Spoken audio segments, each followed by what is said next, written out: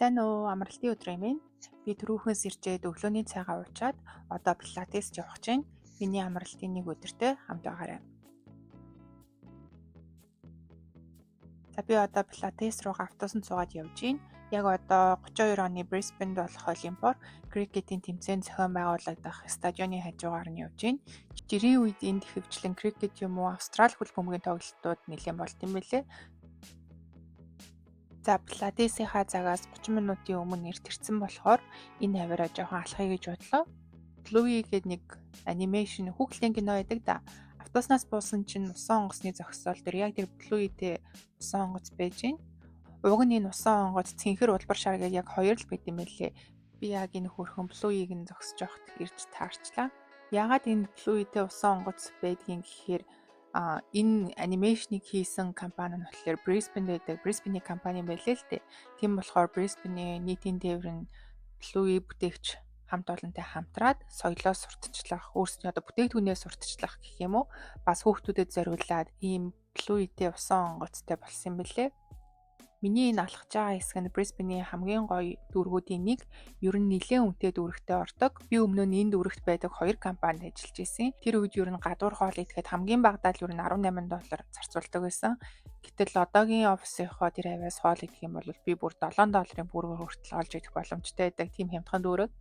Тэгэхээр энэ хоёрын зөрүүнээс ер нь энэ дүүрэг хэр үнэтэй дүүрэг вэ гэдгийг харж болно. Энэ дүүрэг нь голтойгоо ойрхон дээрээс нь явган хүн алхах гүүх замтай болохоор ч тэр юм уу энэ хаваар дандаа амир чирэг биетэй үнэн фит хүмүүс дандаа явж идэг. Тэгээд ихэнх хүмүүс нь бас амир сонь нохоотой байд юм лээ. Зөвхөн энэ дүүргийнхаа юм байгаад байна уу эсвэл бусад дүүрэг ч гэсэн тийм их нохоотой юм би ягсан хэлж мэдэхгүй байна. Гэхдээ яг энэ хавийн хүмүүс бол нэлээд нохоотой юм шиг надад санагдтыг. Энэ дүүрэг нь 19-өөс 20 дугаар зууны үед ноолрын үйлдвэр ер нь үйлдвэрүүд байдаг хэсэг байсан юм байлээ л дээ. Тэр агуулгах үйлдвэрүүд нь одоо дандаа орон сууц болсон. Жишээ нь энэ нэг орон сууц нь байна. Дээрээ үүл гэд бичсэн байгаа нь харагдаж байна. Тэгэхээр өмнө нь ноолрын үйлдвэрийн л агуулгах байсан юм бэлхүү. За одоо пилатес руу алхнаа. Миний хуучин ажиллаж байсан офисын яг хажууханд юм бэлээ. Би энэ газраас дандаа fresh juice авч уугаад тэгээд ажил руу алхахтай байсан. Тэр газар нь харагдаж байна.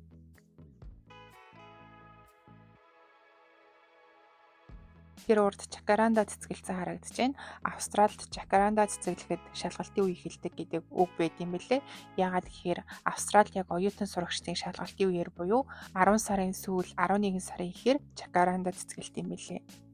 Би өмнө нь энэ дүүрэгт ажилладаг байхдаа дандаа энэ замаар ингээл ажил руугаа явдаг байсан. Тэр зүүн талд манай хуучин ажлын офис харагдаж байна.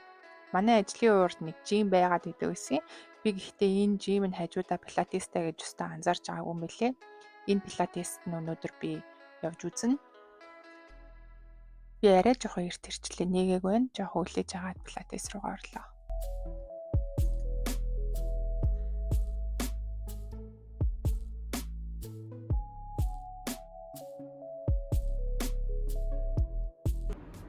За би пилатесаас гараад ирлээ. Йогтай харьцуулахад аюу булчин шүрмүсийг шаарддаг юм байна. Жохон хэцүү санагдлаа. Тэгтээ яг дахиад явмаар л юм байна. Одоо явж дэлгүүрснэ. За одоо эндээсээ хотын төв рүү явах га тусан онгоцоо хүлээгээд байж гин. Тэнд нэг жоохон хөхөд өөрөө завж олоодод явж гин. Аав нь ардаас нь зааж өгөөл авалтай. Энд дулаараад дээрээс нь амралтын өдөр болохоор усан онгоц бүр битүү үнэтэй байна. За усан онгоцондоо суучлаа. Би хэрвээ усан онгоц эсвэл автобус гэсэн сонголт авах юм бол дандаа усан онгоцонд нь суучдیں۔ Баян усан онгоцонд суудаг хэрнээл суух болгондоо нэг тийм гоё мэдрэмж аваад идэв. Дээрээс нь голын эрэг дагуух байшингууд нь үнэтэй дандаа гоё байшингууд байдаг. Бас минийх ирч гэсэн харахад нэг тийм гоё урамтай санагдаад энэ хаваар явахад аюу дуртай.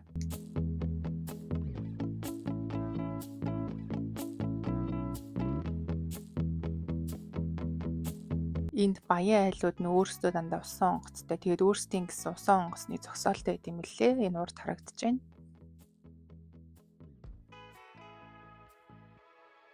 Одоо яг миний хамгийн дуртай хэсэг ирж байна. Миний урд харагдаж байгааг Story Bridge гэдэг. Энэ гүүрний машин явдгийн байгаа дээд төмөрт дээр нь явган хүн алхдаг замтай. Тэр замаар нь алхуулдаг тийм аялал байд юм билээ. Би тэр аяллаар энэ гүүрний дээгүүр нь явж үзсэн. Тэгсэн чинь доогуур машин амар хурдан сунгнагдаж яваад ер нь жоохон толгой эргэх маягтай. Нэг гүүр нь хөдлөх гээд байгаа юм шиг нурчих юм шиг санагдаад нилээ өвөө юм бэлээ. Гэтэ тэр гүүрэн дээрээс нь бол унах боломжгүй л дээ. Айгүй сайн бэлгэлгээтэй юм билээ. За одоо баруун талд Felons гэд пивний үйлдвэр харагдаж байна. Энийгээ шууд паб болгоод тохижуулсан. Дотроо олон төрлийн пивтэй нэмээд хоолунд дээр бас гардаг. Голын хажууд гүүрний доор суугаад пив уухад үнэхээр гоё газар.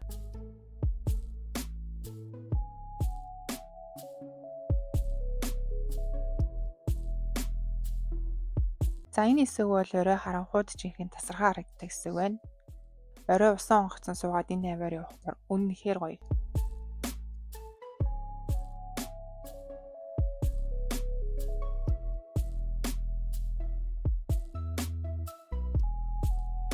Би сая хотын төв рүү ирэхдээ Blue-ийг усан онгоцон сууж ирсэн.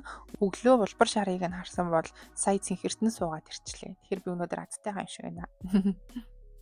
Дэлгүүр рүү алхаж явах замд морьтой, моргүй, машинтай энтер гээд баахан цагдаа нар гудамжин зогссон байсан. Гайхаад юу болж байгааг нь харсан чинь Палестиныг чөлөөлгсөн жагсаал болж байгаа юм билээ. Уг нь манай хотод Мельбурн, Сидней эдэртэй харьцуулахад хамаагүй бага жагсаал цуглаан болоод байгаа юм шиг санагдтыг. Гэхдээ энэ жагсаал нь нэлээд их хүнтэй харагдаж байна. Өнөөдөр гадаа 32 градус байна. Замдаа бүр амар халууцаа. Тэгэхээр нь аль дээрээс хойш идэж үзье гэж бодоод байсан мачатай бас асайтай заримгаа идэх чинь.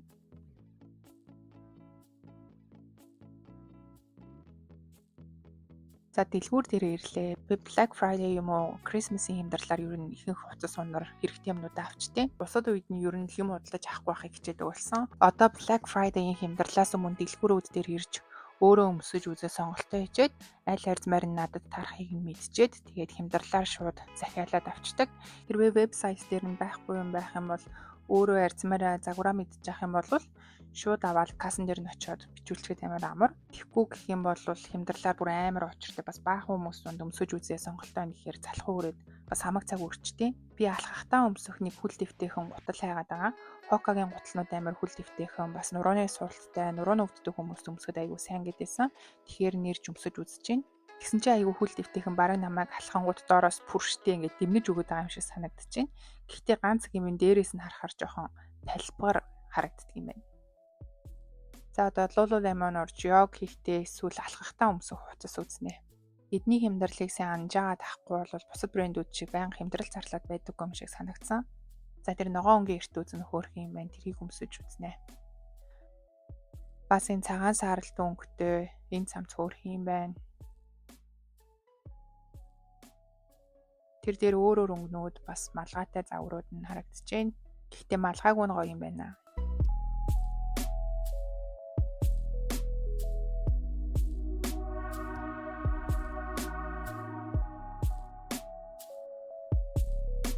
Энэ жижигхэн шорт бас хөөрх юм байна. Надад энэ богинохон загвартай байдаггүй юм. Тэгэхээр энийг өмсөж үзнэ.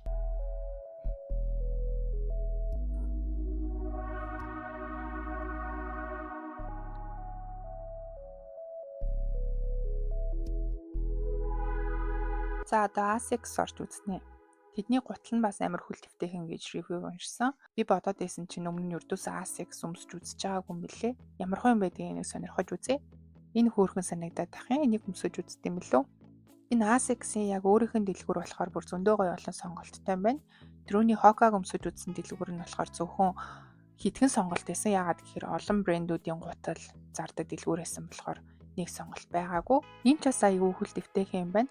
Hoka-тай харьцуулахад дээрээс нь их талбар харагддаг юм байна. За энэ хоёрын аль нэгийг нь сонгоно. За дэлгүүрийн сет дуусчлаа. Одоо харьж амарнаа.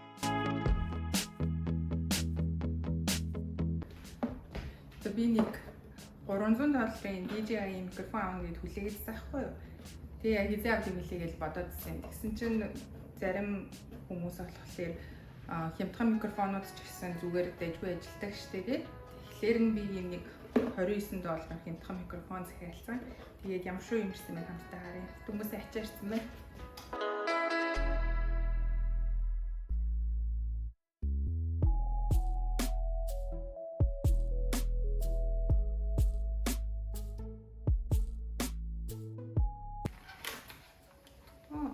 жижиг юм байт юм байна.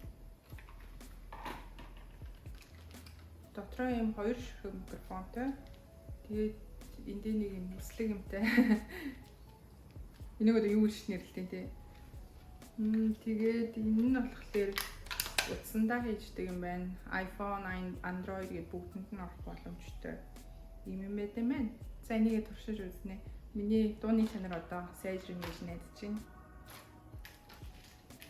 За өнөөдөр тэнгөө баахан гадуур яваад нилээн ядарлаа. Стожийн тавхагаа эрэхтэл явна гэдгийг боллоо. Би түрүүн орж ирчээ, дорой олоо идчээ, тусанд орчоод байж байна. За одоо гэрийн гоо сайхан дурах чинь яаж вэ гэхээр хумсаа бууднаа. Би ингээд ажлын ширээгээ маникюрын ширээ болгоод засчлаа. Би Монголоос хумсны будаг, гэрэл гээд ер нь хумсаа гэлэр бодоход хэрэгтэй бүх хэрэгслүүдийг аваад ирсэн. Тэгээд хумсаа өөрөө гэртээ будагчдаг. Тэгэх юм бол мэдээж нэгдүгürt мөнгөнд хэмнэлттэй. Дээрээс нь салонд цаг захиалаад заавал тэдний боломжтой үед нь очиод тэгээд замдаа бас 1-2 цаг явж цаг зарцуулахгүй айгүй амар үдийн. Мэдээж би мэрэгжлийн хүмүүс шиг лаг будаж чадахгүй ч гэсэн өөрийнхөө төвшөнд бол тааруулаа будажтیں۔ Угаасаа би дандаа энгийн будалтал хийлгүүлдэг болохоор нэг их будахад хэцүү биш.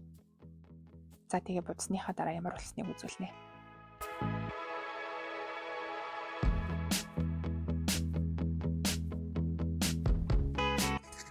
За би хумсаа будаад дуусчлаа. Нэг иймэр өдөө харагдаж байна. Харагдаж байгаа юм болов уу? Ингэж харуулах хэрэгтэй юм болов уу? Ингээд өнөөдрийн бүх үйл ажиллагаа амжилттай боллоо. За миний амралтын өдрүүд бол ихэвчлэн нэг иймэрдүүлэн өнгөрдөг. Ялангуяа бүтээсээ өдөр бол ихэвчлэн өглөө сэрчээл, тэгэл бясалгал өдрөө хийчээд, тэгээд гэр орноо цэвэрлэдэг ч юм уу, эсвэл нэг хүнсээ цуглуулчаад, тэгээд оройн улангууд нэг ингээд гоо сайхандаа харж магаар л тэгээд нүрэндээ маск тавиал, өсөндөө бас маск өдр тавьж байвал нэг тиймэрдүү байдалтай л өнгөрдөг. Сүүлийн үед бичлэг хийж эхэлснээс хойш хагас сайн бүтээн сайн болгон дандаа бичлэг эдит хийдэг тийм нэг ажилтай болсон. Тэгээд нэг иймэрдүү айгу энгийн илүү дутуу юм хийхгүй жинхэнэ утгаараа амралтын байдалтай л өнгөрдөг. За тэгээд миний амралтын нэг өдөртэй хамт байсанд баярлалаа. Маргааш тэгтэг өдөр тийм болохоор одоо 9:30 өнгөрөөгд орондоо ороод эрт унтнаа маргааш офисоос ажиллана. За надтай хамт байсанд баярлалаа. Баяртай.